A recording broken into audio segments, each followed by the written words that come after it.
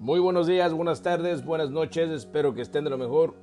Una vez más, queremos seguir compartiendo un poquito más de conocimiento, sabiduría y muchos libros que estaban ocultos. Y espero que cada uno de vosotros aprecien. Pues pueden dar un like y comentar. Vamos en el tercer día con el misterio de Benicena Vilca. El pacto cultural sobre el que los atlantes morenos, basados en sus alianzas, por su parte, era esencialmente diferente del pacto de sangre. Aquel acuerdo se fundaba en el sostén perpetuo de un culto. Más claramente, el fundamento de la alianza consistía en la fidelidad indeclinable a un culto revelado por los atlantes morenos. El culto exigía la adoración incondicional de los miembros del pueblo nativo a un dios y el cumplimiento de su voluntad, la que se manifestaría a través de sus representantes, la casta sacerdotal formada e instruida por los atlantes morenos. No debe interpretarse con esto que los atlantes morenos iniciaban a los pueblos nativos en el culto de su propio Dios, pues ellos afirmaran ser la expresión terrestre de Dios, que era el Dios creador del universo. Ellos decían, eran consubstanciales con Dios y tenían un alto propósito que cumplir sobre la tierra. Además de destruir la obra de los atlantes blancos, su propia misión consistía en levantar una gran civilización de la cual saldría, al final de los tiempos, un pueblo elegido de Dios. También consubstancial con este, al cual le sería dado reinar sobre todos los pueblos de la tierra.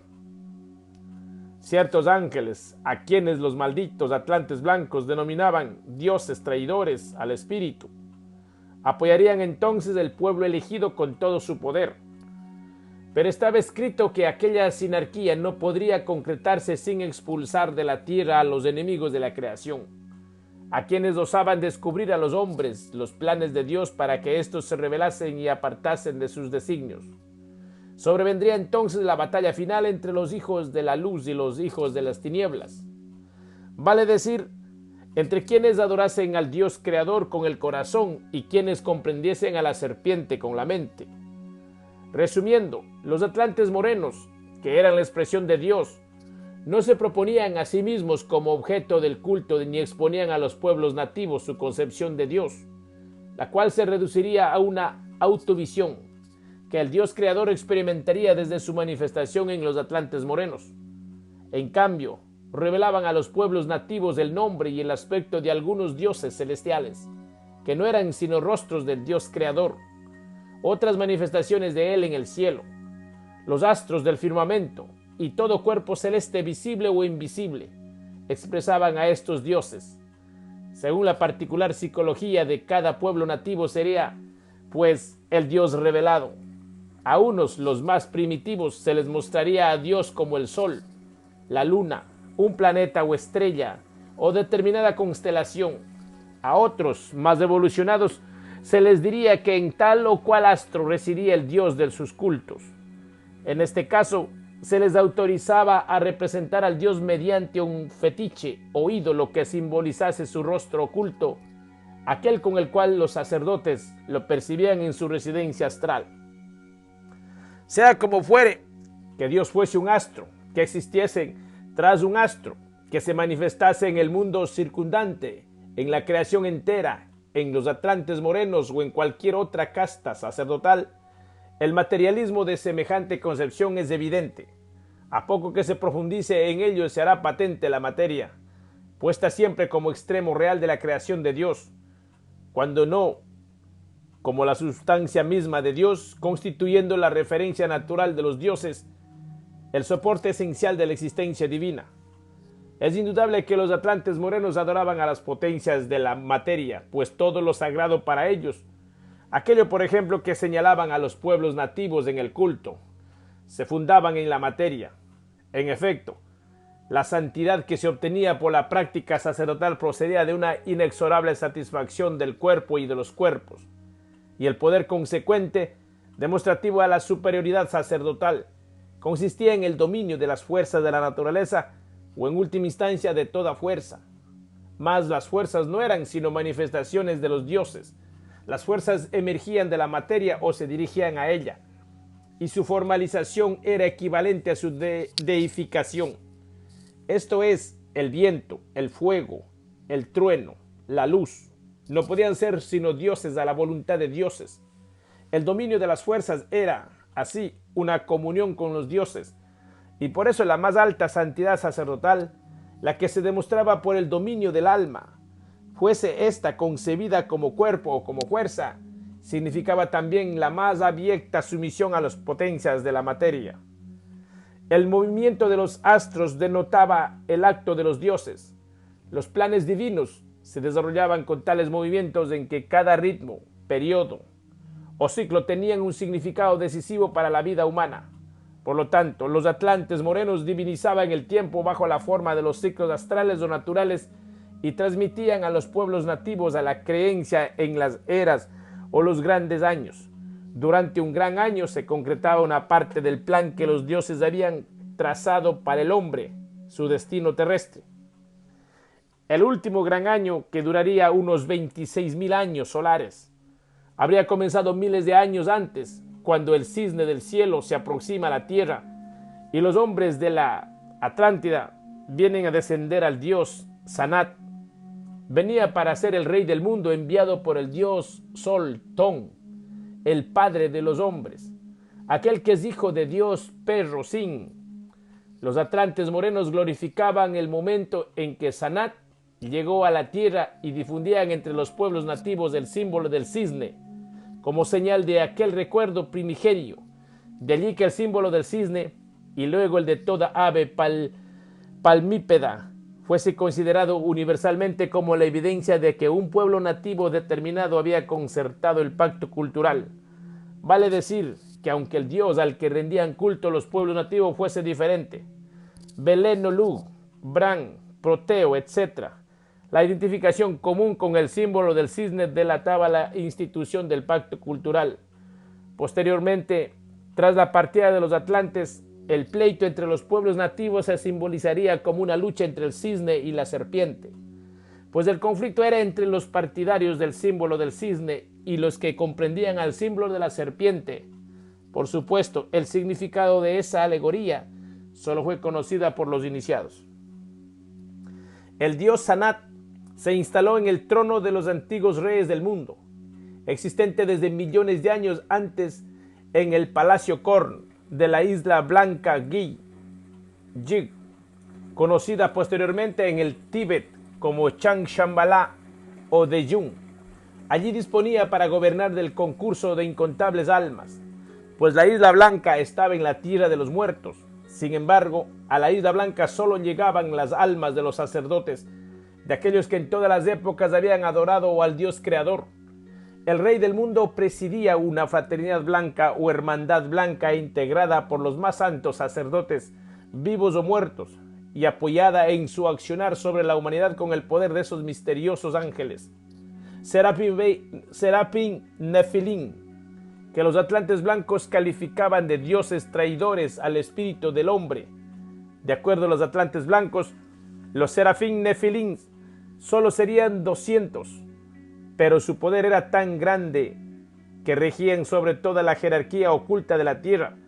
Contaban, para ejercer tal poder, con la autorización del Dios creador y les obedecían ciegamente los sacerdotes e iniciados del pacto cultural, quienes formaban en las filas de la jerarquía oculta o jerarquía blanca de la tierra.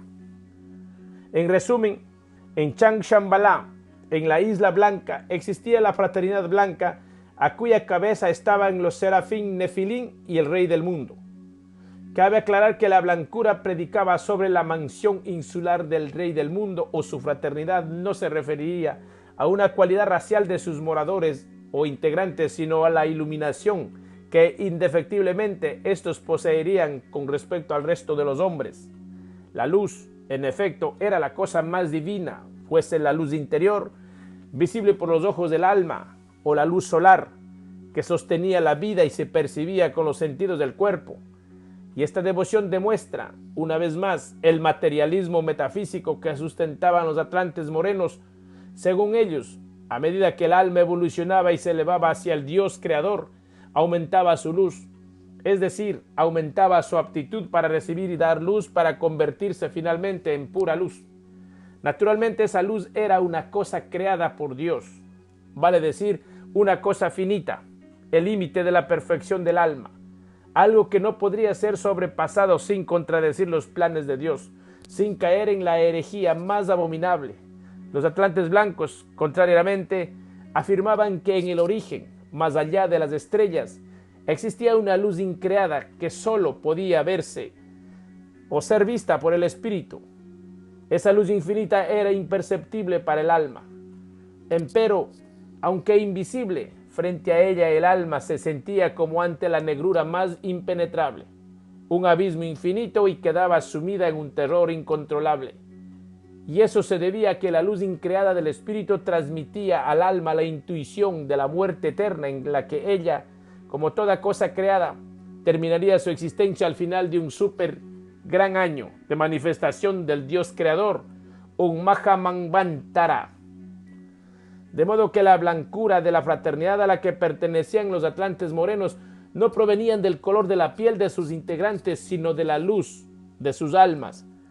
La fraternidad blanca no era racial, sino religiosa. Sus filas se nutrían solo de sacerdotes iniciados, quienes ocupaban siempre un justo lugar de acuerdo a su devoción y obediencia a los dioses. La sangre de los vivos tenían para ellos un valor relativo. Si con su pureza se mantenía cohesionado al pueblo nativo aliado, entonces habría que conservarla. Mas si la protección del culto requería del mestizaje con otro pueblo, podría degradarse sin problemas. El culto sería el eje de la existencia del pueblo nativo y todo le estaría subordinado en importancia. Todo, al fin, debía ser sacrificado por el culto. En primer lugar, la sangre pura de los pueblos aliados a los atlantes blancos era parte de la misión, una obligación del pacto cultural. La sangre pura derramada alegraba a los dioses y ellos reclamaban su ofrenda. Por eso los sacerdotes iniciados debían ser sacrificadores de sangre pura, debían exterminar a los guerreros sabios y destruir su herencia genética, debían neutralizar el pacto de sangre. Hasta aquí he descrito las principales características de los dos pactos. No pude evitar el empleo de conceptos oscuros o poco habituales, pero tendrá que comprender, estimado doctor, que carezco del tiempo necesario para entrar en mayores detalles. Sin embargo, antes de continuar con la historia de mi pueblo y mi familia, haré un comentario sobre las consecuencias que las alianzas con los atlantes trajeron a los pueblos nativos. Si en algo descollaron en la historia las castas sacerdotales formadas por los atlantes morenos, aparte de su fanatismo y crueldad, fue en el arte del engaño.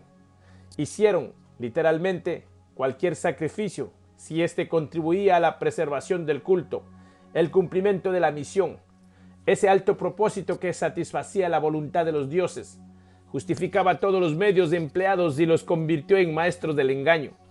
Y entonces no debe extrañar que muchas veces simulasen ser reyes o se escudasen detrás de reyes y nobles, si ello favorecía sus planes, pero esto no puede confundir a nadie.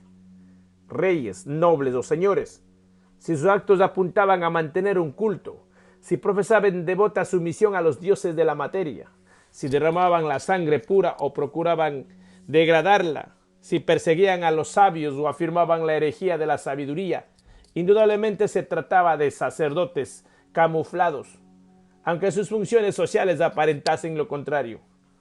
El principio para establecer la filiación de un pueblo aliado de los atlantes consiste en la oposición entre el culto y la sabiduría, el sostenimiento de un culto a las potencias de la materia, a dioses que se sitúan por arriba del hombre y aprueban su miserable existencia terrenal, a dioses creadores o determinadores del destino del hombre. Coloca automáticamente a sus cultores en el marco del pacto cultural, estén o no los sacerdotes a la vista. Opuestamente, los dioses de los atlantes blancos no requerían ni culto ni sacerdotes, hablaban directamente en la sangre pura de los guerreros, y estos, justamente por escuchar sus voces, se tornaban sabios. Ellos no habían venido para conformar al hombre en su despreciable condición de esclavo en la tierra, sino para incitar al espíritu humano a la rebelión contra el Dios creador de la prisión material y a recuperar la libertad absoluta en el origen, más allá de las estrellas. Aquí sería siempre un siervo de la carne, un condenado al dolor y al sufrimiento de la vida. Allí sería el Dios que antes había sido, tan poderoso como todos, y desde luego no habría paz para el espíritu mientras no concretase el regreso al origen. En tanto no reconquistase a la libertad original, el espíritu era extranjero en la tierra y prisionero de la tierra, salvo aquel que estuviese dormido, confundido en un extravío extremo, hechizado por la ilusión del gran engaño. En la tierra el espíritu solo podría manifestarse perpetuamente en guerra contra las potencias de la materia que lo retenía prisionero. Sí, la paz estaba en el origen. Aquí solo podría haber guerra para el espíritu despierto, es decir, para el espíritu sabio. Y la sabiduría solo podría ser opuesta a todo culto que obligase al hombre a ponerse de rodillas frente a un Dios. Los dioses liberadores jamás hablaban de paz, sino de guerra y estrategia. Y entonces la estrategia consistía en mantenerse en estado de alerta y conservar el sitio acordado con los atlantes blancos, hasta el día en que el teatro de operaciones de la guerra esencial se trasladase nuevamente a la tierra. Y esto no era la paz, sino la preparación para la guerra, pero cumplir con la misión, con el pacto de sangre.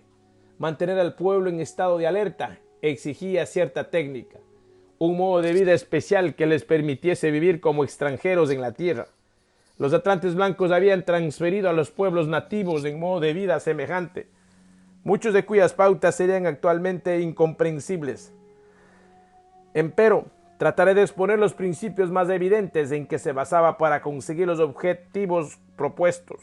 Sencillamente se trataba de tres conceptos: el principio de la ocupación, el principio del cerco y el principio de la muralla. Tres conceptos complementados por aquellos legados de la sabiduría atlante, que era la agricultura y la ganadería.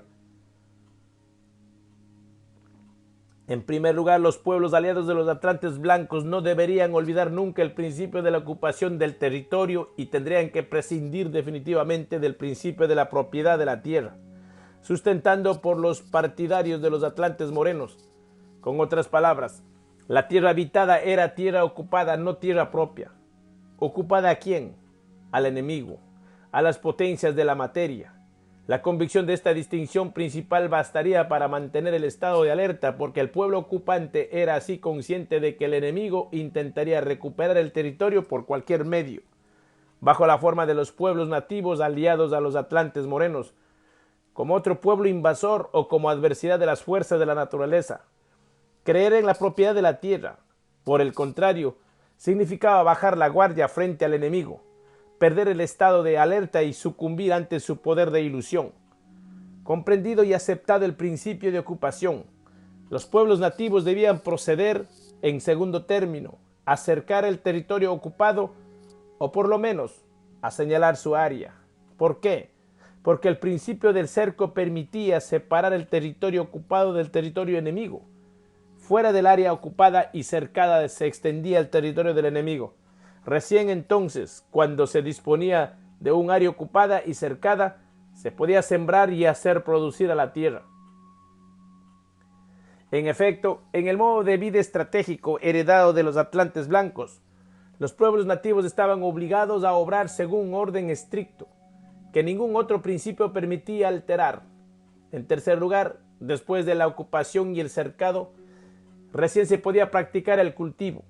La causa de esta rigurosidad está la capital importancia de los atlantes blancos. Atribuían al cultivo como acto capaz de liberar al espíritu o de aumentar su esclavitud en la materia.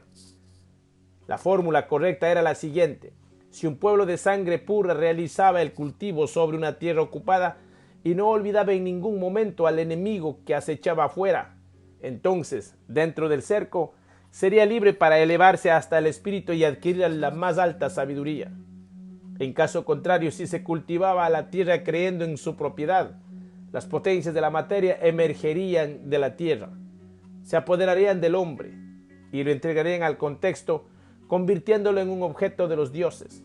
En consecuencia, el espíritu sufriría una caída en la materia aún más atroz, acompañada de la ilusión más nociva, pues creería ser libre en su propiedad cuando solo sería una pieza del organismo creado por los dioses. Quien cultivase la tierra sin ocuparla y cercarla previamente y se sintiese su dueño o desease serlo, sería fagocitado por el contexto regional y experimentaría la ilusión de pertenecer a él. La propiedad implica una doble relación, recíproca e inevitable. La propiedad pertenece al propietario tanto como éste pertenece a la propiedad. Es claro, no podría haber tenencia sin una previa pertenencia de la propiedad apropiar. Más del que se sintiese pertenecer a la tierra quedaría desguarnecido frente al poder de ilusión del enemigo. No se comportaría como extranjero en la tierra, como el hombre espiritual que cultiva en el cerco estratégico, pues se arraigaría y amaría a la tierra, creería en la paz y anhelaría esa ilusión, se sentiría parte de la naturaleza y aceptaría que el todo es obra de los dioses. Se empequeñecería en su lar y se asombraría de la grandeza de la creación que lo rodea por todas partes. No concebiría jamás una salida de la creación. Antes bien, tal idea lo sumiría en un terror sin nombre, pues en ella intuiría una herejía abominable, una insubordinación a la voluntad del Creador que podría acarrearle castigos imprevisibles. Se sometería al destino, a la voluntad de los dioses que lo deciden, y le rendiría culto para ganar su favor o para aplacar sus iras. Sería ablandada por el miedo y no tendría fuerzas, no ya para oponerse a los dioses, ni siquiera para luchar contra la parte animal y anímica de sí mismo, sino tampoco para que el espíritu la dominase y se transformase en el señor de sí mismo. En fin, creería en la propiedad de la tierra, pero pertenecería a la tierra, y cumpliría al pie de la letra con lo señalado por la estrategia enemiga. El principio de la muralla era la aplicación fáctica del principio del cerco, su proyección real, de acuerdo con la sabiduría lítica de los atlantes blancos. Existían muchos mundos en los que el espíritu estaba prisionero y en cada uno de ellos el principio de la muralla exigía diferente concreción. En el mundo físico, su aplicación correcta conducía a la muralla de piedra, la más efectiva valla estratégica contra cualquier presión del enemigo. Por eso los pueblos nativos que iban a cumplir la misión y participaban del pacto de sangre eran instruidos por los atlantes blancos en la construcción de murallas de piedra como ingrediente fundamental de su modo de vida. Todos quienes ocupasen y cercasen la tierra para practicar el cultivo, con el fin de sostener el sitio de una obra de los atlantes blancos, tenían también que levantar murallas de piedra. Pero la erección de las murallas no dependía solo de las características de la tierra ocupada, sino que en su construcción debían intervenir principios secretos de la sabiduría lítica, principios de la estrategia de guerra esencial, principios que solo los iniciados en el misterio de la sangre pura, los guerreros sabios, podían conocer. Se comprenderá mejor el porqué de esta condición si digo que los atlantes blancos aconsejaban mirar con ojo hacia la muralla y con el otro hacia el origen, lo que solo sería posible si la muralla se hallaba referida de algún modo hacia el origen. El principio para establecer la afiliación de un pueblo aliado de los atlantes consiste en la oposición entre el culto y la sabiduría. Mas, ¿cuáles son los indicios fácticos? Las pruebas concretas, es decir, aquello que es más evidente para determinar si se trata de culto o sabiduría. En todo caso, hay que observar si existe el templo o la muralla de guerra, porque la práctica de un culto está indisolublemente asociada a la existencia de un templo correspondiente. El templo es el fundamento fáctico del culto, su extremo material, y porque la práctica de la sabiduría está indisolublemente asociada a la existencia de una muralla estratégica. La muralla de guerra es el fundamento fáctico del modo de vida estratégico, su asiento material. Este principio explica el hecho de que la fraternidad blanca haya sostenido en la tierra en todos los tiempos históricos a comunidades y órdenes secretas especializadas en la construcción de templos, las que colaborarían estrechamente con los sacerdotes del pacto cultural, y explica también el hecho de que los señores de Agartha sostengan, a través de la historia de las órdenes de constructores de murallas de piedra, órdenes integradas exclusivamente por los descendientes blancos de los atlantes blancos, quienes dominan la sabiduría lítica y la estrategia de la guerra esencial.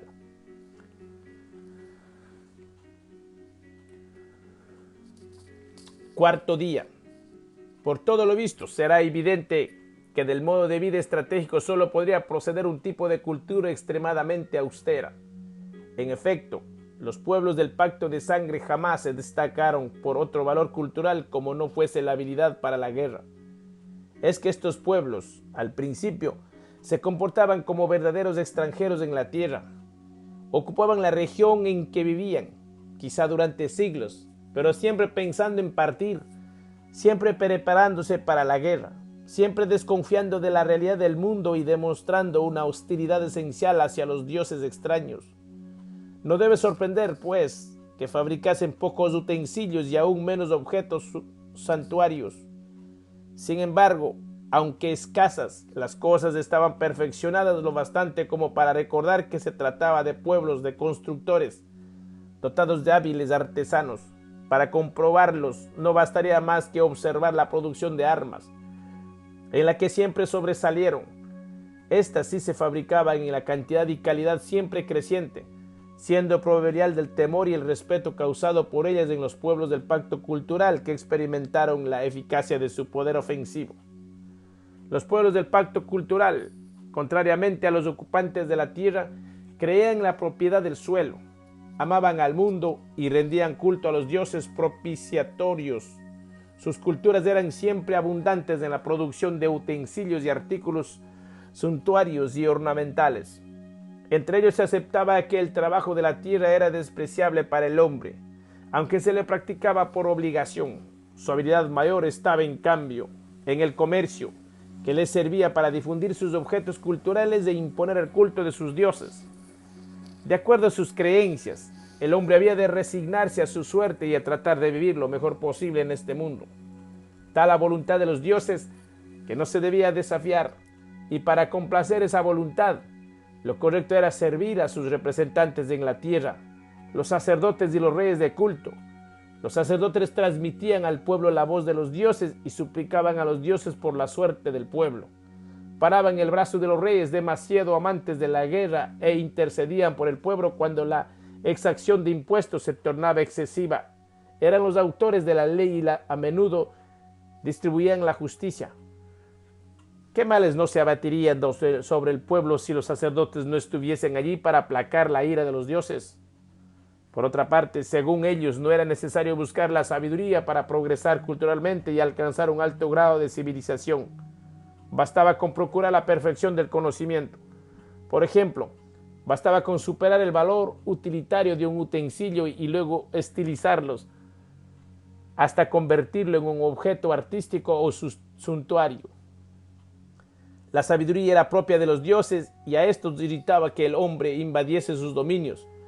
El hombre no debía saber sino conocer y perfeccionar lo conocido, hasta que, en un límite de excelencia de la cosa, ésta condujese al conocimiento de otra cosa a la que también habría que mejorar, multiplicando de esta manera la cantidad y calidad de los objetos culturales y evolucionando hacia formas cada vez más complejas de cultura y civilización.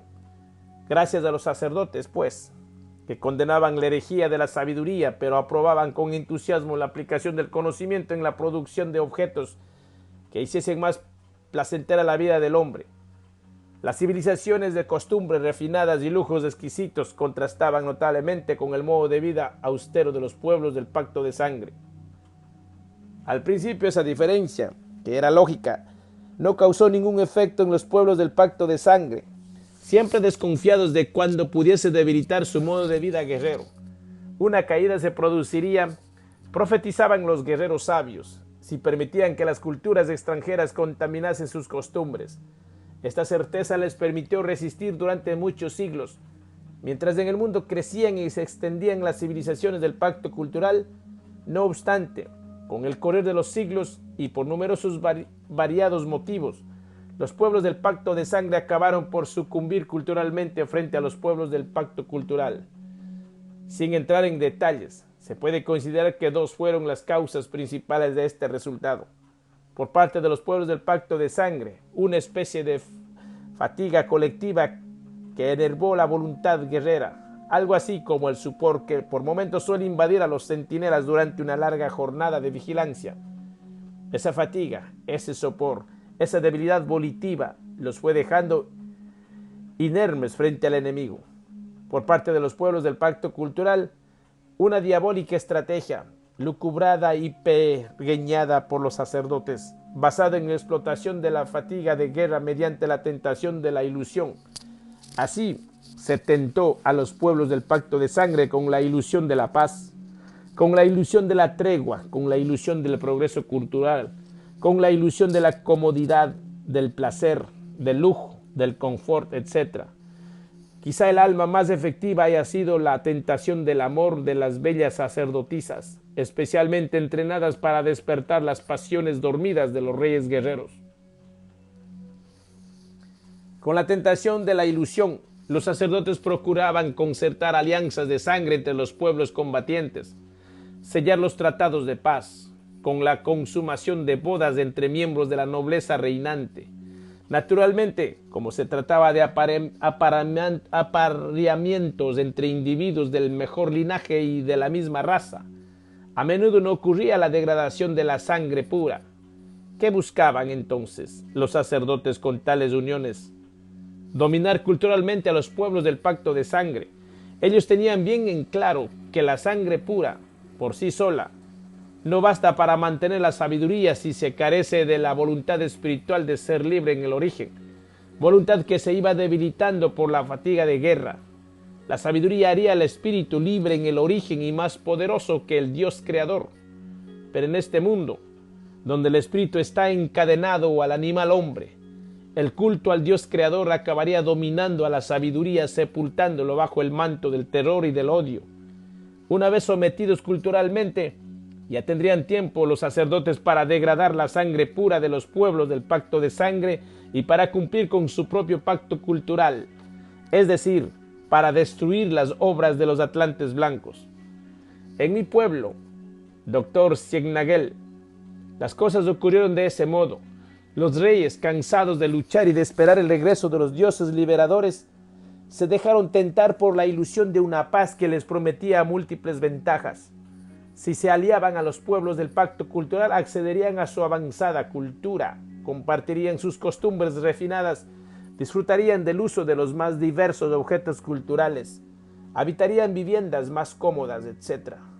Y las alianzas se sellarían con matrimonios convenientes, enlaces que dejarían a salvo a la dignidad de los reyes y no los obligarían a ceder de entrada la sabiduría frente al culto. Ellos creían ingenuamente que estaban concertando una especie de tregua en la que nada perdían y con la que tenían mucho por ganar. Y esa creencia, esa ceguera, esa locura, esa fatiga incomprensible, ese sopor, ese hechizo, fue la ruina de mi pueblo y la falta más grande del pacto de sangre con los atlantes blancos. Una falta de honor. ¡Oh, qué locura! Creer que podía reunirse en una sola mano el culto y la sabiduría.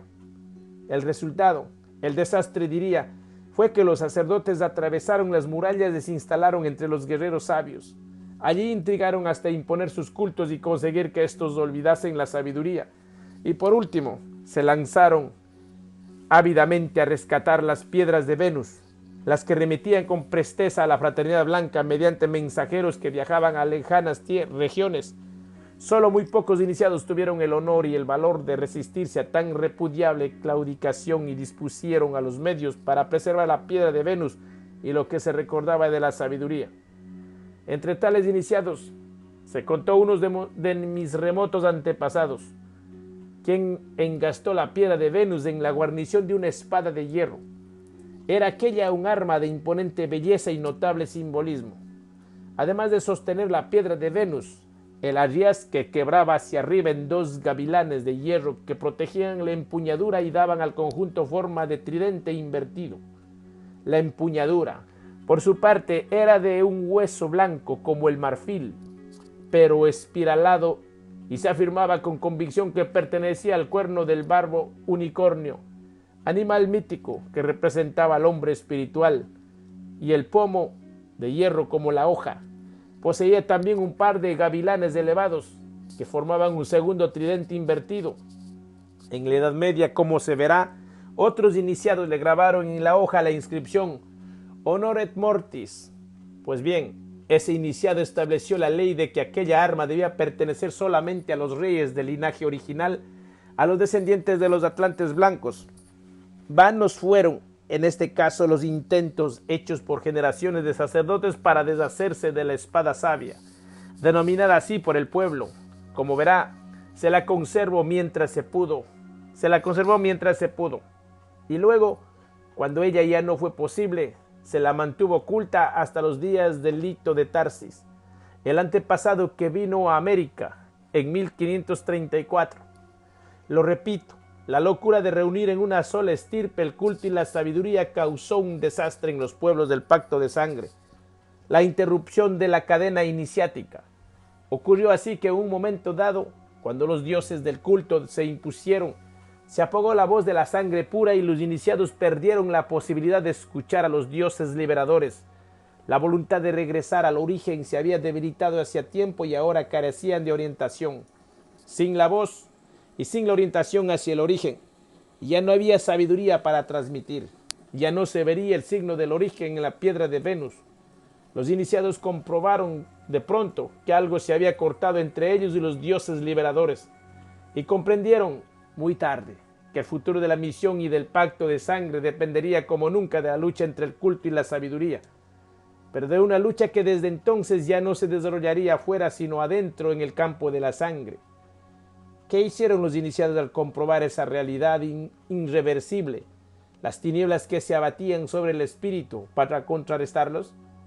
Casi todos obraron del mismo modo, partiendo del principio de que cuanto existe en este mundo es solo una burda imitación de las cosas del mundo verdadero, y ante la imposibilidad de localizar el origen y el camino hacia el mundo verdadero, optaron por emplear los últimos restos de la sabiduría para plasmar en las estirpes de sangre más pura una misión familiar, consistente en la comprensión inconsciente, con el signo del origen de un arquetipo. Hay que advertir lo modesto de este objetivo. Los antiguos iniciados, los guerreros sabios, eran capaces de comprender a la serpiente con el signo del origen. Y la serpiente es un símbolo que contiene a todos los arquetipos creados por el Dios del universo. Símbolo que se comprendía conscientemente con el signo increado del origen. Ahora los iniciados proponían, y no quedaban otras opciones, que una familia trabajase a ciegas sobre un arquetipo creado, tratando de que el símbolo del origen presente en la sangre lo comprendiese casualmente algún día y revelase la verdadera verdad de la forma increada. En resumen, doctor Ciegnagel, a ciertas estirpes por cuyas venas corre la sangre divina de los atlantes blancos, se les asignó una misión familiar, un objetivo a lograr con el paso de incontables generaciones que irían repitiendo perpetuamente un mismo drama, girando en torno de un mismo arquetipo. Como el alquimista revuelve el plomo, los miembros de la familia elegida repetirían incansablemente las pruebas establecidas por los antepasados hasta que uno de ellos un día, girando un círculo recorrido 1000 veces bajo otros cielos, alcanzase a cumplir la misión familiar, purificando entonces su sangre astral.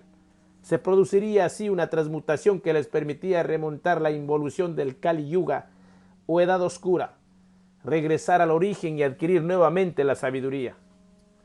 Es obvio aclarar que la misión familiar sería secreta y que actualmente es desconocida para los miembros de las estirpes descendientes de los atlantes blancos. La misión exigía el cumplimiento de una pauta específica cuyo contenido no tendría relación necesaria con las metas u objetivos de la comunidad cultural a las que pertenecía la estirpe elegida. Inclusive, según la época, la pauta podría resultar incomprensible o simplemente chocar contra los cánones culturales en boga. Pero nada de esto importa porque la misión estaba plasmada en la sangre familiar, en el árbol de la estirpe, y las ramas descendientes irían teniendo inevitablemente hacia la pauta, en un esfuerzo inconsciente y sobrehumano por superar la caída espiritual. Desde luego, la pauta específica describía el arquetipo al que se tendría que comprender en la sangre, con el símbolo del origen, para trascenderlo y llegar hasta la forma increada. A algunas familias, por ejemplo, se les encomendó la perfección de una piedra, de un vegetal, de un animal, de un símbolo, de un color, de un sonido, de una función orgánica determinada o de un instinto, etc. La perfección de la cosa pautada requería penetrar en su íntima esencia hasta tocar los límites metafísicos, es decir, hasta ajustarse a la forma perfecta de arquetipo creado. Por consiguiente, considerando que el arquetipo creado es sólo una mera copia de la forma increada, sería posible orientarse nuevamente hacia el origen si se comprendía el arquetipo con el símbolo del origen presente en la sangre pura, y allí estaba la sabiduría. La misión familiar no culminaba, pues, con la simple aprehensión trascendente del arquetipo creado, sino que exigía su recreación espiritual. Partiendo de una cualidad existente en el mundo, se volvería sobre ella una y otra vez, incansablemente, durante iones, hasta penetrar en la íntima esencia y concretar su perfección arquetípica. Se recrearía entonces a la cualidad en el espíritu y se la comprendería con el símbolo del origen. Sólo así se daría la condición de la existencia para el espíritu. Sólo así el espíritu sería algo existente más allá de lo creado, no percibiendo la ilusión de lo creado, sino recreando lo percibido en el espíritu y comprendiéndolo con lo increado. Al cumplir de ese modo con la misión familiar, la sangre astral, no la hemoglobina, sería purificada y haría posible una transmutación que es propia de los iniciados hiperbóreos o guerreros sabios, la que transforma al hombre en un superhombre inmortal. En el curso de esa vía no evolutiva, los convocados, los llamados a cumplir con la misión familiar, serán capaces de crear mágicamente varias cosas. Los iniciados en el misterio de la sangre pura obtienen, por ejemplo, un vino mágico, soma, jaoma o amrita. Luego de una destilación milenaria de licor pautado, este es incorporado a la sangre, recreado como un néctar transmutador. También la manipulación del sonido permite arribar a una armonía superior, a una música de las esferas.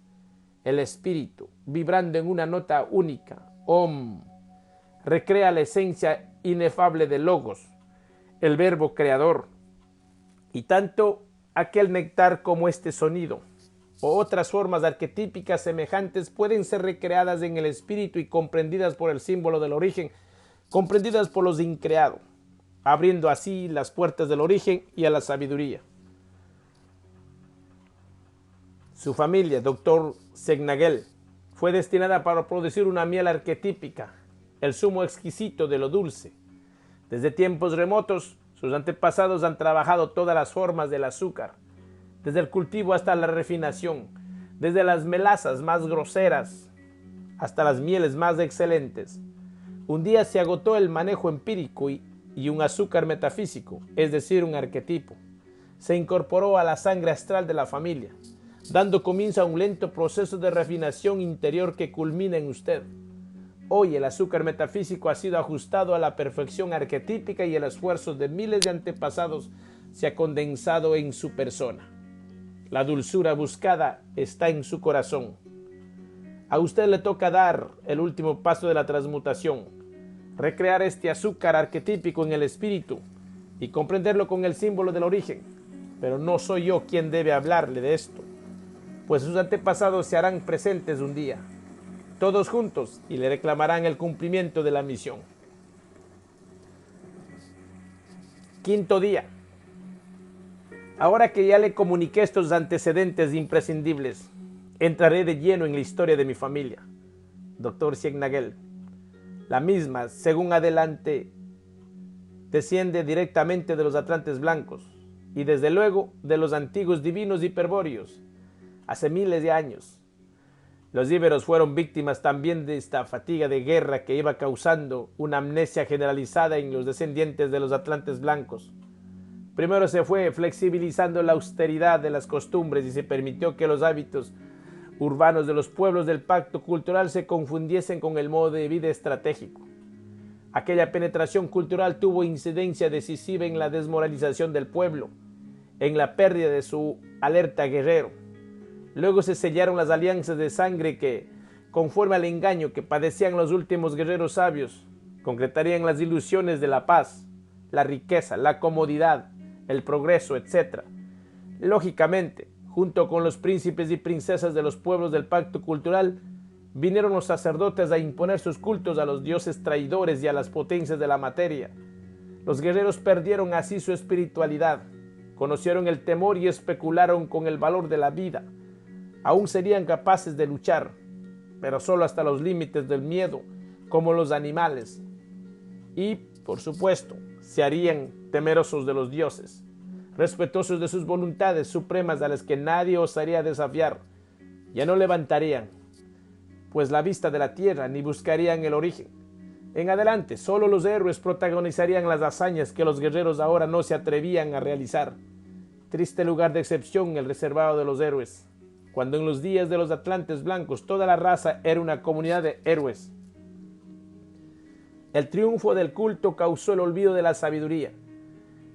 El espíritu se fue adormeciendo en la sangre pura y solo aquellos guerreros sabios que todavía conservaban un resto de lucidez atinaron al recurso desesperado de plasmar la misión familiar. En el caso de nuestra estirpe, Dr. Ciegnagel, la locura de reunir en una sola mano el culto y la sabiduría condujo a mis antepasados a una demencial propuesta. Establecieron como pauta la perfección del culto, es decir, que la cosa a perfeccionar no sería para nosotros una mera cualidad, tal como el color o el sonido, sino el propio culto impuesto por los sacerdotes, el culto a una deidad revelada por los atlantes morenos. Y me refiero precisamente a Belisana, la diosa del fuego. Pero todo culto es la descripción de un arquetipo. La misión familiar exigía, pues, el demencial objetivo de perfeccionar a culto hasta ajustarlo a su arquetipo, el que tan luego era una diosa, vale decir, una faz del Dios creador. Y como culminación se ordenaba recrear en el espíritu a ese arquetipo, a esa diosa, y comprenderlo con el símbolo increado del origen. Ello era como pretender que el espíritu de un miembro descendiente del linaje familiar abarcase un día al Dios creador y al universo entero, para comprenderlo luego con el símbolo del origen. Con otras palabras, ello era como exigir, al final, la más alta sabiduría, el cumplimiento del mandato de los atlantes blancos. Comprender a la serpiente con el símbolo del origen.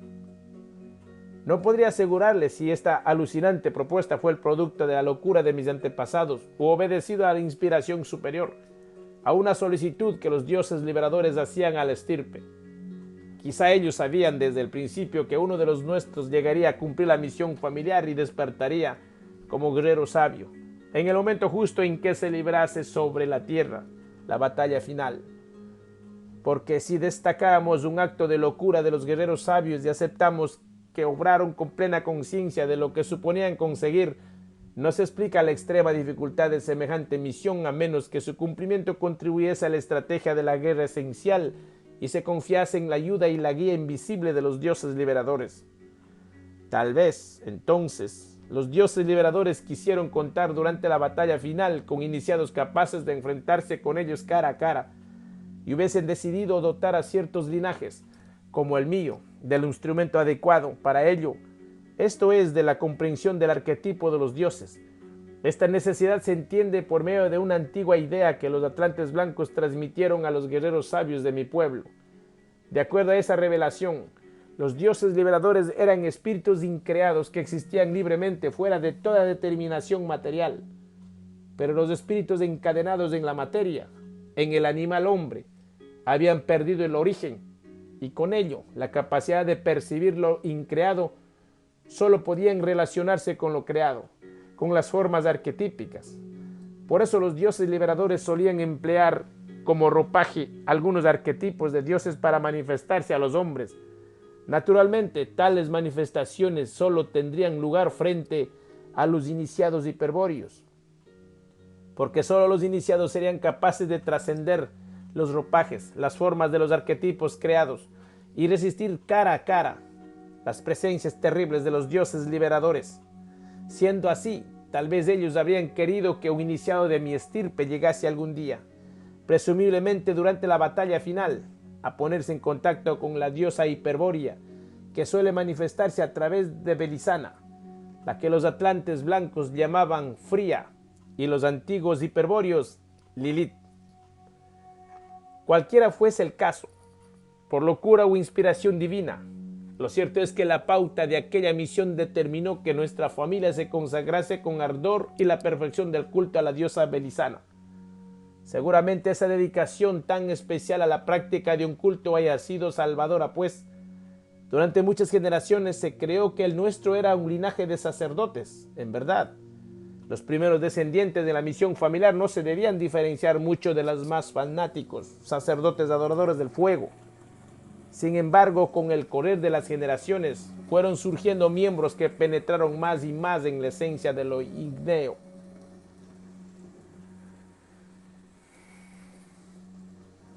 La diosa Belisana estaba representada en el culto primitivo por la flama de una lámpara perenne de los atlantes morenos. Las lámparas perennes las habían cedido los sacerdotes para sellar las alianzas de sangre entre miembros del pueblo del pacto cultural y del pacto de sangre, y como el medio mágico más seguro para imponer el culto sobre la sabiduría.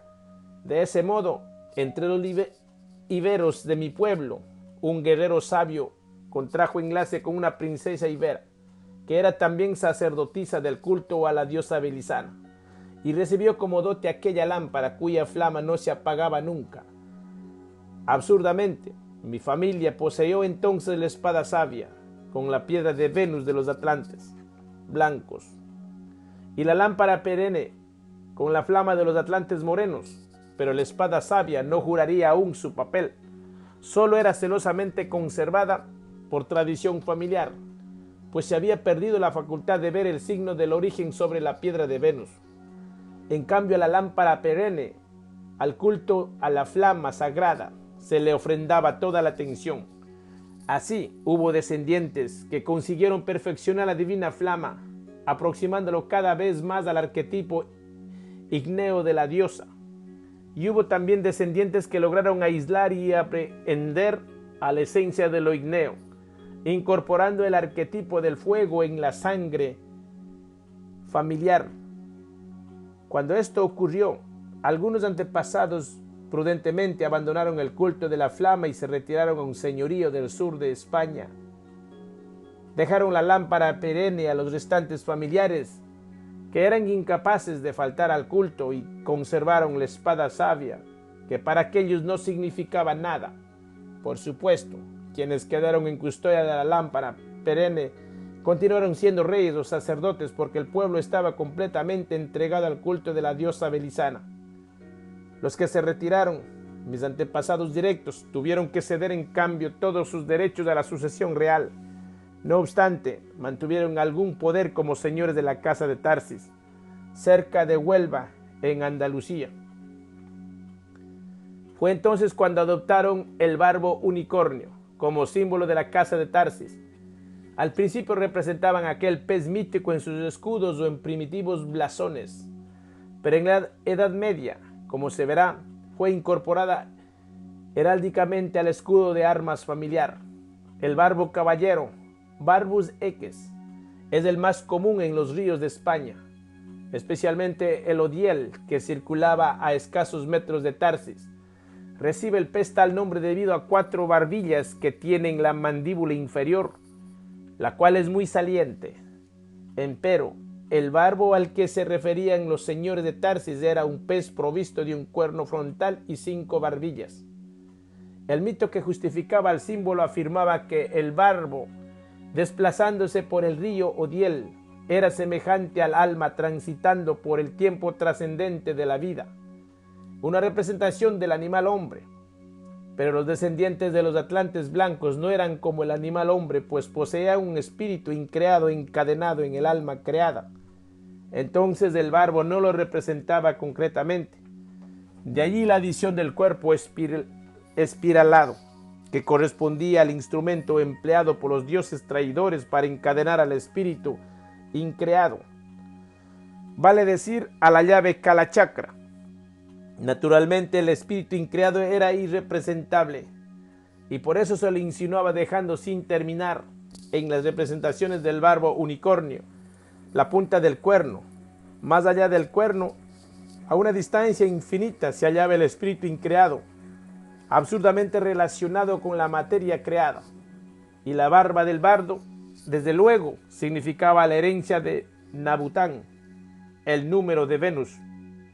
Naturalmente, los señores de Tarsis prosiguieron practicando el culto a Belicena, pues, hasta Lito de Tarsis. No hubo ninguno que comprendiese la misión familiar, y además, porque ello estaba establecido y sancionado por las leyes de mi pueblo, más del objetivo secreto de la misión familiar impulsada inexorablemente a sus partícipes a recrear espiritualmente el arquetipo igneo. Y eso los marcó con la señal inconfundible, adquiriendo fama de ser una familia de místicos y de aventureros, cuando no de locos peligrosos. Y algo de verdad había en tales fábulas, pues aquel fuego en la sangre, al principio descontrolado, causaba los extremos más intensos de la violencia y la pasión. Existieron quienes experimentaron en sus vidas el odio más terrible y el amor más sublime que humanamente se pueden concebir, y toda esa experiencia se condensaba y sintetizaba en el árbol de la sangre y se transmitía genéticamente a los herederos de la estirpe. Con el tiempo, las tendencias extremas se fueron separando y surgían periódicamente señores que eran puro amor o puro valor, es decir, grandes místicos y grandes guerreros. Entre los primeros estaban los que aseguraban que la antigua diosa se había instalado en el corazón y que su flama los encendía en un éxtasis de amor. Entre los segundos, los que contrariamente afirmaban en ella les había helado el corazón, les había infundido tal valor que ahora eran tan duros como las rocas de Tarsis. También las damas intervenían en esa selección. Ellas sentían el fuego de la sangre como un dios, al que identificaban como Veleno, el esposo de Belisana.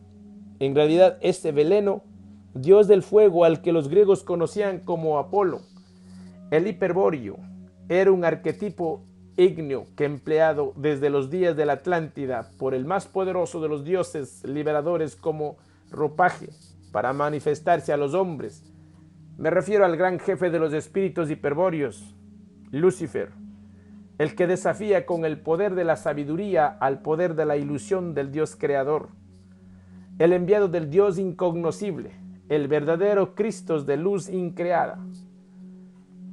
Faltaba, pues, que a la estirpe de los señores de Tarsis brotase el retoño que habría de cumplir la misión familiar, el que recrease en el espíritu el fuego de los dioses y lo comprendiese con el símbolo del origen.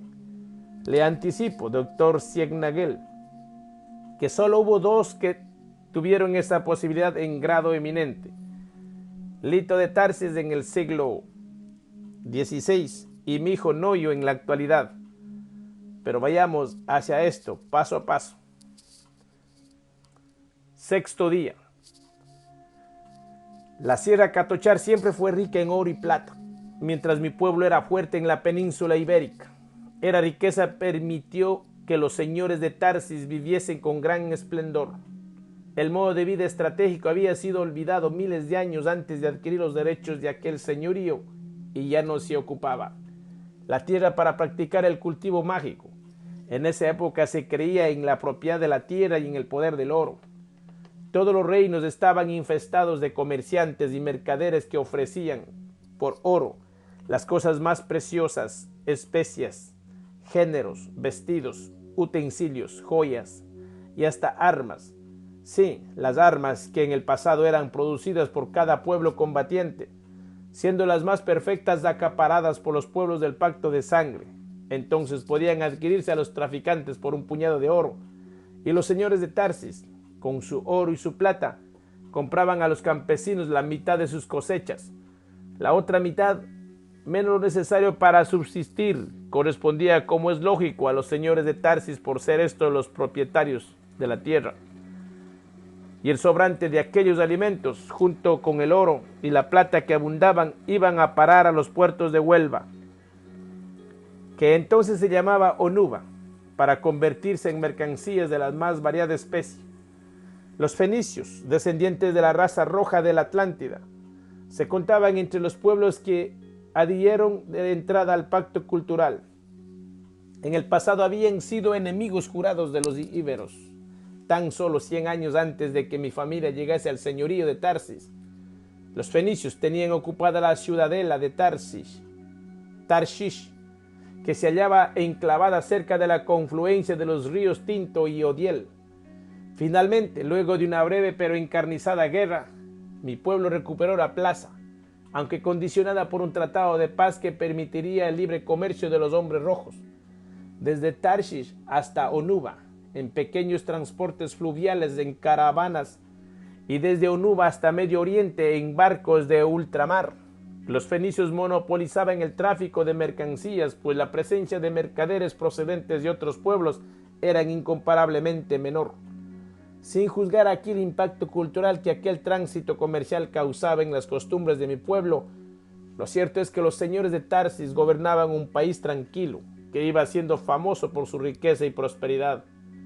Pero he aquí que aquella paz ilusoria pronto vino a ser turbada, y no precisamente, como podría concluirse de una observación superficial, porque el oro de Tarsis hubiese despertado la codicia de pueblos extranjeros y conquistadores. Tal codicia existió, e invasores y conquistadores hubo muchos.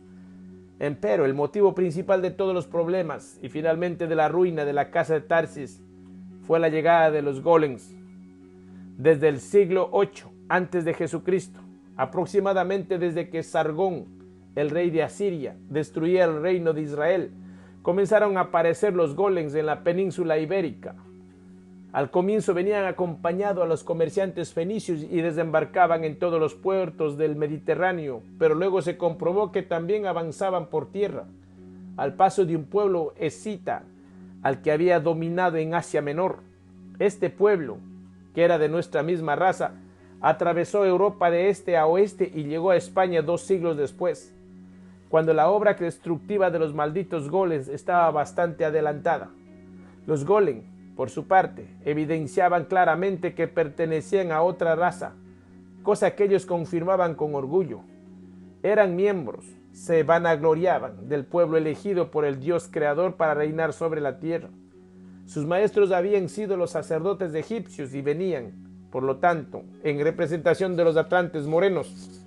Todos los pueblos nativos de la península y también el que luego llegó con los golem no recordaban ya el modo de vida estratégico y estaban en el poder de sacerdotes de distintos cultos. La misión de los golems consistía justamente en demostrar su autoridad sacerdotal y unificar los cultos. Para ellos disponían de diabólicos poderes que recordaban sin dudas a los atlantes morenos y una crueldad sin límites. El comercio entre íberos y fenicios. El Dios creador y las potencias de la materia los enviaban para reafirmar el pacto cultural. Los tiempos estaban maduros para que el hombre recibiese una nueva revelación, un conocimiento que traería más paz, progreso y civilización que lo hasta entonces alcanzado por los pueblos del pacto cultural, una idea que algún día haría que estos bienes fuesen permanentes y acabarían para siempre con el mal y con las guerras. Esa revelación, ese conocimiento, esa idea, se sintetizaba en el siguiente concepto: la singularidad de Dios tras la pluralidad de los cultos. Los golem, en efecto, habían venido para iluminar a los pueblos y a los sacerdotes de todos los cultos sobre la multiplicidad de los rostros de Dios y la necesaria unidad que éste mantiene en su propia esfera. Esta sería la fórmula: por sobre todas las cosas están los dioses y por sobre todos los dioses está el uno. Por eso ellos no pretendían reemplazar a los dioses, ni cambiar sus nombres, ni siquiera alterar la forma de los cultos. Es natural, decían, que Dios posea muchos nombres, puesto que Él exhibe muchos rostros. Es comprensible también que haya varios cultos para adorar los distintos rostros de Dios. Nada de esto ofende a Dios, nada de esto cuestiona su unidad, pero donde el uno se mostrará inflexible con el hombre, donde no aceptará disculpas, donde posará sus 1000 ojos justicieros, será en el sacrificio del culto. Porque cualquiera que fuese la forma de culto, el sacrificio es uno. Vale decir, el sacrificio participa del uno.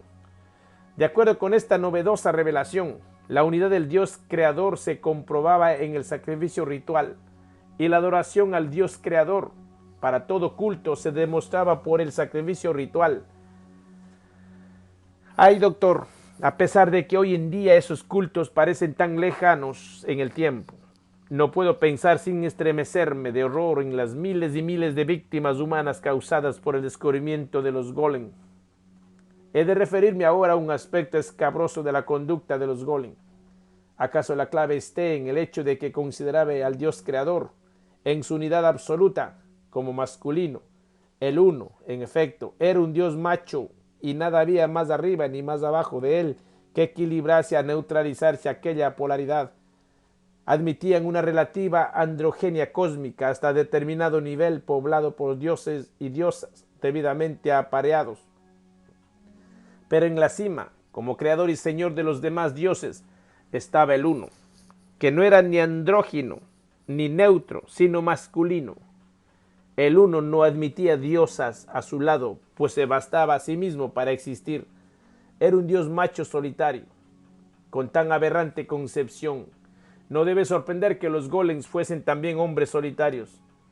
Empero, aunque la clave de su conducta esté aquí, no ha de ser tan fácil derribar de ella el principio que los llevaba a practicar entre ellos el onanismo y la sodomía ritual.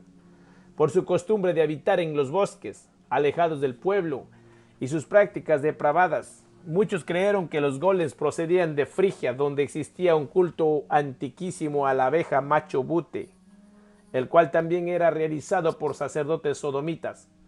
Allí los sacerdotes se castraban voluntariamente y el templo estaba guardado por una corte de eunucos. Otros suponían que procedían de la India, donde se conocía del antiguo un culto de adoradores del falo. Pero los golems no procedían ni de Frigia ni de la India, sino del país de Canaán, y no practicaban la castración ni la adoración del falo, sino la sodomía simple y llana. Habían desterrado a la mujer del mismo modo que su Dios había destronado a todas las diosas. Llevaban una vida solitaria y a menudo exenta de placeres, salvo la sodomía ritual que representaba la autosuficiencia de él. Lógicamente, si bien los golems eran extremadamente tolerantes hacia la forma de los cultos, y en lo único que no transigían era en lo concerniente a la unidad de los dioses en el sacrificio. Se entiende que manifestasen predilección hacia los pueblos cuyos cultos se personifican en dioses masculinos y en cierto desprecio por los adoradores de las diosas. A muy corto plazo esta actitud de indiferencia o desprecio, cuando no de franco rechazo, que los golems dispersaban a las diosas, iban a entrar en colisión con la forma tan particular que había adquirido en mi pueblo íbero en el culto a Belisana. Pero ellos contaban, ciertamente, con el apoyo de las potencias de la materia. De otro modo no se explicarían su éxito, pues de relativamente poco tiempo consiguieron dominar a los pueblos de Hispania, e inclusive a los de Ibernia, Britania, Armórica y Galia. Pese al creciente poder de los golems, su siniestra doctrina aún no hubiera causado ningún daño a los señores de Tarsis, siempre dispuestas a aceptar todo lo que contribuyese a perfeccionar la práctica del culto. No fueron los sacrificios a él uno los que determinaron la suerte de mi familia, sino otra actividad que los golems realizaban con gran energía. Procuraban por todos los medios hacer cumplir la segunda parte del pacto cultural, es decir, si bien ya no era necesario hacer la guerra a los pueblos del pacto de sangre, puesto que fueron derrotados culturalmente, aún permanecían intactas muchas obras megalíticas de los atlantes blancos, y eso constituía un pecado que clamaba al cielo. Los pueblos del pacto cultural faltaron a sus compromisos con los dioses y esa culpa sería severamente castigada. Sin embargo, y por suerte para ellos, existía una solución: practicar el sacrificio con el máximo rigor y secundar a los golems en el cumplimiento de la misión. Con otras palabras, los pueblos nativos debían ahora consagrarse al sacrificio, sacrificarse y sacrificar, y como recompensa, los golems lo liberarían del castigo divino ejecutando ellos mismos la destrucción de las obras megalíticas o su neutralización. Esto sería todo, si no fuese porque los dioses habían hecho una advertencia y quien la desoyese arriesgaría a ser destruido sin piedad para escarmiento de los hombres, lo que no se iba a perdonar de ninguna manera en adelante, pues la paciencia de los dioses estaba agotada. Era el recuerdo del pacto de sangre y la búsqueda de la sabiduría. Esto era lo prohibido, lo abominable a los ojos de los dioses. Pero lo más prohibido y lo más abominable, un pecado irredimible. Era sin dudas el querer conservar la piedra de Venus. El que no entregase voluntariamente a los sacerdotes del culto o a los golems la piedra de Venus sufriría la condena de exterminio, es decir, lo pagaría con la destrucción de su linaje, con el aniquilamiento de todos los miembros de la estirpe.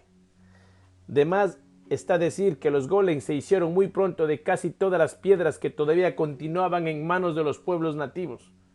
A diferencia de los sacerdotes del culto, ellos solo remitían algunas de la fraternidad blanca, otras las reservaban para utilizarlas en actos de magia, pues se jactaban de conocer sus secretos y de poderlas emplear en provecho de sus planes. Y a estas les denominaban peyorativamente huevos de serpiente. Los señores de Tarsis, claro está, jamás confiaron en los golems ni se amedrentaron por sus amenazas. Pero la espada sabia era una realidad que se había trocado en la leyenda popular y la que no se podía negar con seriedad. Los golems sospecharon desde un primer momento que en esa arma existía un secreto vestigio del pacto de sangre, puesto que los señores de Tarsis no accedían a entregarla voluntariamente y que no podían ser comprada a ningún precio. Decidieron aplicar contra ellos todos los recursos de su magia, los diabólicos poderes con que lo habían dotado las potencias de la materia. Y aquí la sorpresa de los golems fue mayúscula, pues comprobaron que aquellos poderes nada podían contra el fuego demencial que encendía la sangre de los señores de Tarsis. La locura, mística o guerrera, que los distinguía como hombres impredecibles e indómitos, los situaba también fuera del alcance de los conjuros mágicos de los golems. No quedaban estos otra alternativa, de acuerdo a sus demoníacos designios, que apoderarse por la fuerza de la espada sabia y someter a la casa de Tarsis a la pena de exterminio. Este fue, doctor Ciegnagel, el verdadero motivo del continuo estado de guerra en que debieron vivir en adelante los señores de Tarsis, lo que significó la pérdida definitiva de la ilusoria soberanía disfrutada hasta entonces, y no la codicia, que pueblos extranjeros y conquistadores pudiesen haber alimentado por sus riquezas. Al contrario, no existía en todo el orbe un rey, señor o simple aventurero de la guerra, al que los golems no hubiesen tentado con la conquista de Tarsis, con el fabuloso botín en oro y plata que ganarían al que intentase la hazaña. Y fueron sus intrigas las que causaron el constante asedio de bandidos y piratas. Mientras pudieron, los señores de Tarsis resistieron la presión valiéndose de sus propios medios, es decir, con el concurso de los guerreros de mi pueblo. Pero cuando ello ya no fue posible, especialmente cuando se enteraron que los fenicios de Tiro estaban concentrados un poderoso ejército mercenario en las Baleares para invadir y colonizar Tarsis, no tuvieron más salida que aceptar la ayuda, naturalmente interesada, de un pueblo extranjero. En este caso solicitaron auxilio a Lidia, una nación pelasga del mar Egeo, integrada por eximios navegantes cuyos barcos de ultramar atracaban en Onuba 2 o 3 veces por año para comerciar con el pueblo de Tarsis.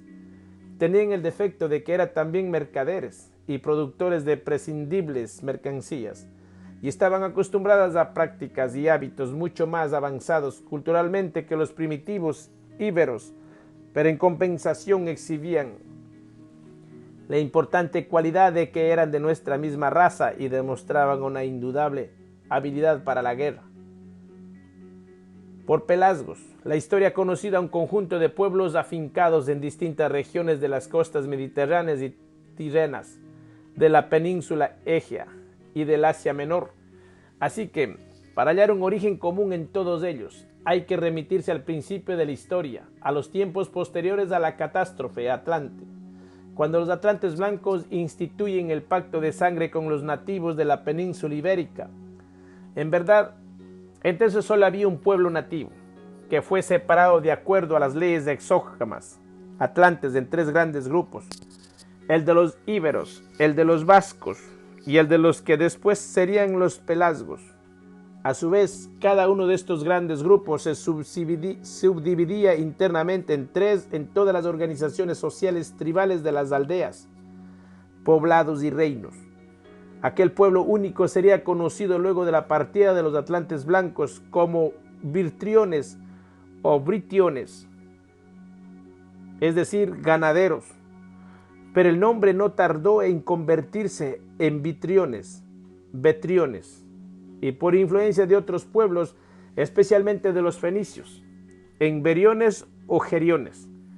El gigante Geriones, con un par de piernas, es decir, con una sola base racial, pero triple de cintura para arriba, o sea, con 3 cuerpos y 3 cabezas. Procede de un antiguo mito pelasgo en el que se representaba el pueblo original con la triple división exogámica impuesta por los atlantes blancos. Con el correr de los siglos, los 3 grandes grupos del pueblo nativo fueron identificados por sus nombres particulares y se olvidó la unidad original. Las rivalidades e intrigas estimuladas desde el pacto cultural contribuyeron a ello, acabando cada grupo convencido de su individualidad racial y cultural. A los íberos ya los he mencionado, pues de ellos desciendo, y los seguiré citando en esta historia. De los vascos nada diré fuera de que temprano traicionaron al pacto de sangre y se aliaron al pacto cultural, error que pagarían con mucho sufrimiento y una gran confusión estratégica, puesto que eran un pueblo de sangre muy pura. Y en cuanto a los pelasgos, el caso es bastante simple. Cuando los atlantes blancos partieron, iban acompañados masivamente por los pelasgos, a quienes habían encargado la tarea de transportarlos por mar hacia el Asia Menor. Allí se despidieron de los atlantes blancos y decidieron permanecer en la zona, dando lugar con el tiempo a la formación de una numerosa confederación de pueblos. Sucesivas invasiones los obligaron en muchas ocasiones a abandonar sus asentamientos, mas como se habían transformado en excelentes navegantes, supieron salir bien parados de todos los trances. Sin embargo, aquellos desplazamientos los traerían nuevamente en dirección de la península ibérica.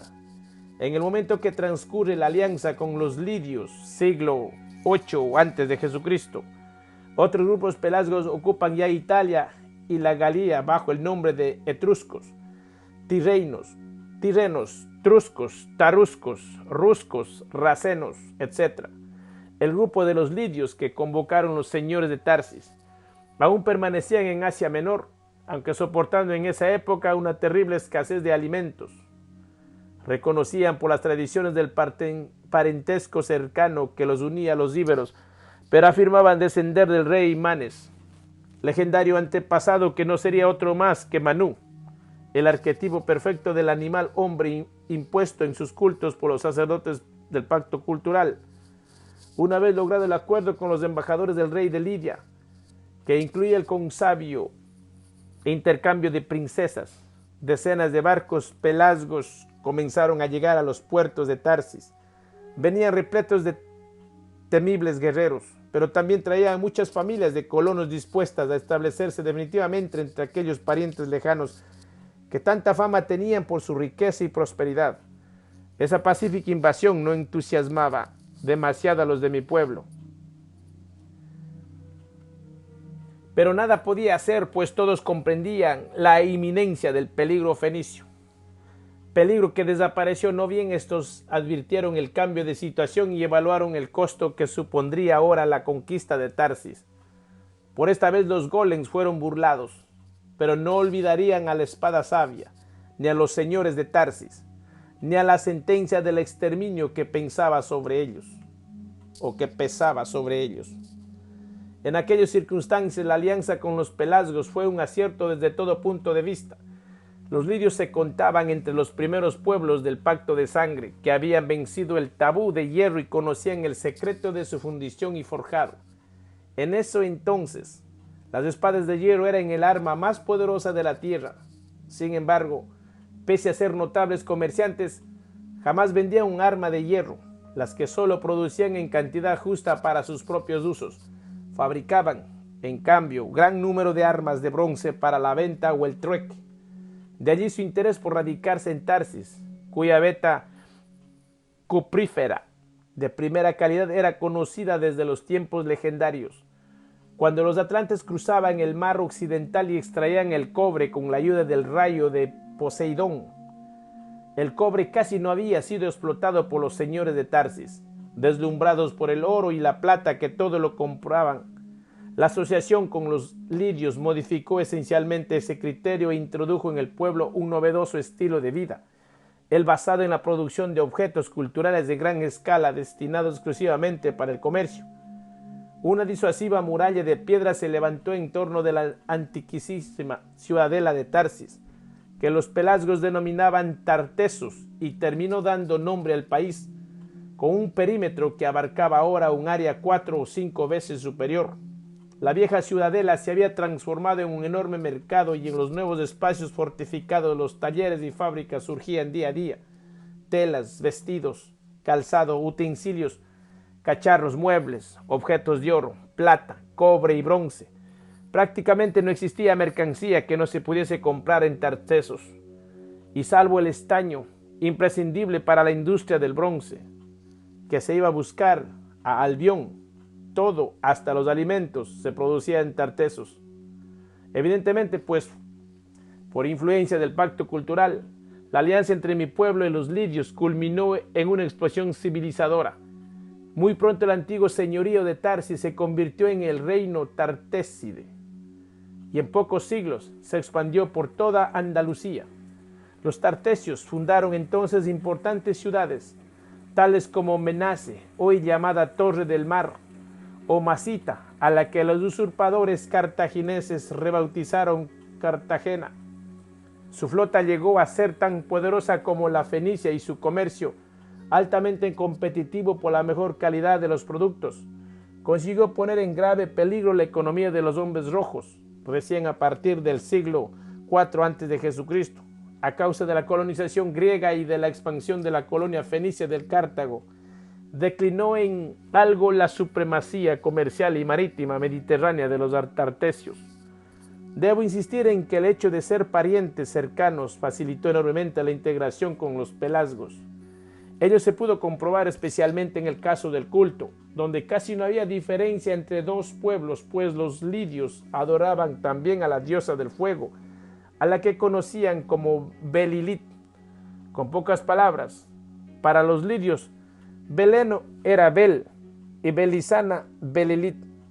También, por provenir de una región donde el pacto cultural tenía mayor influencia, presentaban algunas diferencias en la lengua y en el alfabeto sagrado.